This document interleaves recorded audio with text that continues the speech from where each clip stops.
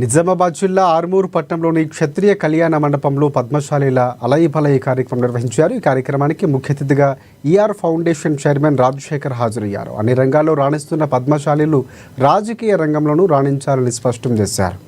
రాబోయే ఎన్నికలను దృష్టిలో పెట్టుకుని సబ్బండ వర్గాల సమన్వయంతో అరంగేట్రం చేస్తామని స్పష్టం చేశారు. ఇక ఈ కార్యక్రమంలో వివిధ రంగాల్లో రాణించిన పద్మశాలీలు సన్మానించారు. గట్టిగా కొట్లాడగలిగిన వ్యక్తులు మాత్రమే మంచి చేయగలుగుతారు. మనం చూస్తున్నాం చాలా మందికి కాన్స్టిట్యూషన్ కి స్పెల్లింగ్ తెలియని వ్యక్తులు చట్టసభలకు పోవాలని ప్రయత్నిస్తున్నారు.